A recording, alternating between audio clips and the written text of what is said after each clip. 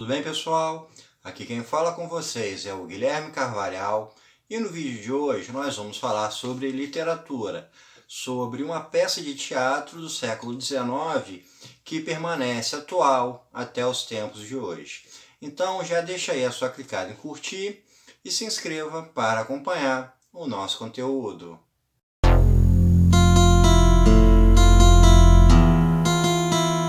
Hoje vamos falar sobre a peça Um Inimigo do Povo, que foi escrita pelo dramaturgo norueguês Henrik Ibsen em 1882 e foi encenada pela primeira vez em 1883. O Ibsen, ele era um dramaturgo que tinha suas obras tinham muito contexto social. Ele era muito ligado a essa ideia da corrente literária do realismo, então ele era muito próximo a descrever a realidade, a trazer o real para dentro das suas peças e falar sobre questões da sociedade, até mesmo questões políticas. Um caso, e até um vídeo que eu já comentei, uma obra que eu já comentei em um vídeo aqui no canal, eu vou deixar o link para quem tiver interesse, foi a peça Casa de Bonecas, onde ele aborda a situação feminina na sociedade no século XIX. E em O Inimigo do Povo, ele coloca em discussão duas das principais ideias que moldaram o século XIX. Uma foi a democracia, que é um modelo político que originou a partir da Revolução Francesa, e o outro é a ciência, que foi a técnica principal para que se tivesse a Revolução Industrial. Então, tanto democracia quanto ciência moldaram o século XIX e vieram a moldar o nosso mundo atual. E o Ibsen coloca esses dois polos em conflito nessa sua obra. A história se passa em uma pequena cidade na Noruega, e essa cidade tem como principal fator econômico o turismo através das suas águas termais. Há visitantes de fora que vão para essa pequena cidade para utilizar das suas águas termais, e isso é o que movimenta a economia dessa cidade. O personagem principal dessa história é um médico, o Thomas Stockmann. O Thomas Stockmann, ele começa a desconfiar que essas águas termais, elas estariam sendo contaminadas, envenenadas pelo descarte de produção de um curtume que existe na cidade. E ele então começa a levantar essa ideia de testar se aquelas águas são apropriadas para a saúde, são apropriadas para o bem-estar das pessoas.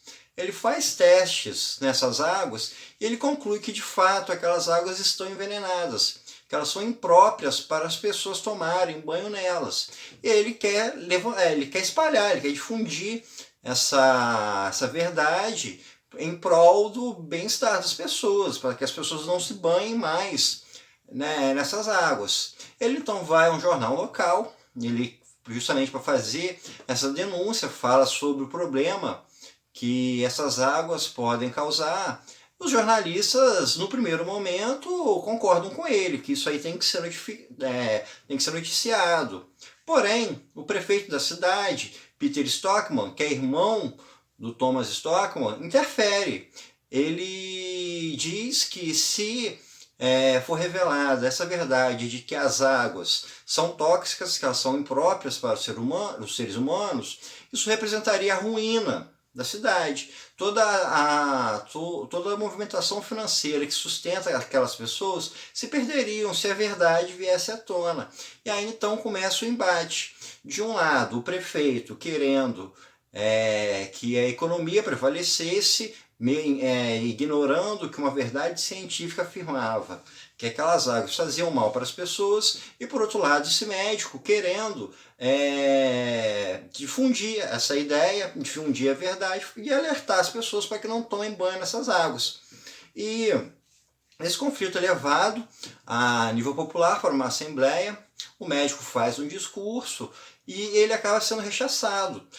Ele é taxado como inimigo do povo, porque as ideias dele começam a ser compreendidas como se ele tivesse o interesse de prejudicar a cidade, como se ele quisesse, na verdade, arruinar financeiramente as pessoas. E isso faz com que se crie toda uma revolta popular contra ele. No final das contas, ele acaba perdendo seu emprego, ele acaba se tornando uma pessoa difamada, os filhos dele são ofendidos na escola, precisam parar de estudar, e a casa dele é depredada pelos moradores locais. A discussão que o Ibsen levanta nessa obra, ela segue pertinente até os dias de hoje. Isso pode ser pensado por diversas formas. Por um lado, o que deve prevalecer? É o discurso da ciência ou é o discurso da população? Numa democracia, a maioria é que deve decidir.